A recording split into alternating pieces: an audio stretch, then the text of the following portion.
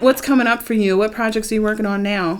This summer, I'm going to be working with Herb Otter Productions, and we're going to be doing murder mystery theater Oh, cool. on a train. The Western Wow. Maryland Scenic Railroad, I believe it's called, out of Cumberland. And I believe they have a website, and if you wanted to see that, you could come see it. It's a pretty nice trip. They take you on a train trip, and we're doing murder mystery theater in all the cars while people are eating. It's sort of a dinner theater type of experience. I'm going to be doing some children's theater at Oregon Ridge. Cool. We're doing Thumbelina this summer, Wow. and I'm playing the part of Mr. Mole. Very cool. Yeah. I've also been working with a nonprofit organization we formed a couple of years ago called the House of Bankard.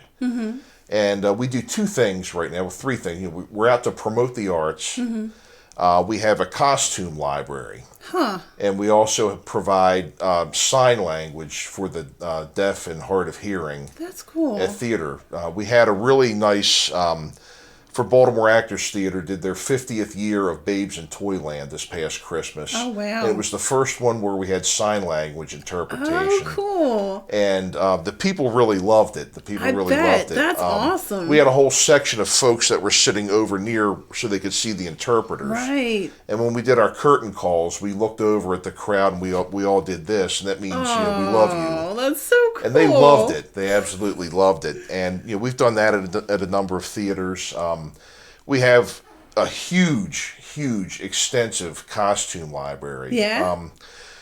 Richard and Marie Bankard had been involved in theater for, Lord knows how long, decades. We just lost Richard a couple of years ago. He passed away. I'm sorry. His wife, is still with us, and she's very active in theater, doing hair, makeup. She's a excellent seamstress. She's made hundreds of costumes. That's cool. And we have an organization now that lends these costumes to theaters that may not have a lot of resources. That's really cool. There are a lot of big professional theaters out there, but there are also some smaller ones where people work out of a church basement, and we lend the costumes to them. We've done a few shows with, I think Spotlighters Theater. We had one there. There's one coming up with the Young Vic Theater.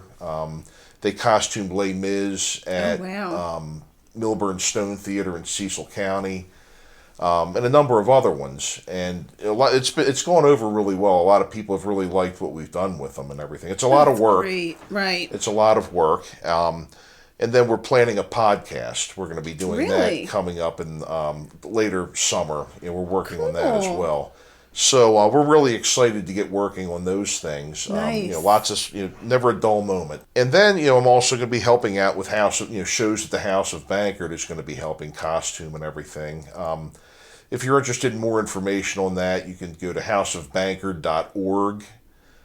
There's contact information on there if you need costumes, if you would like sign language interpretation at the shows.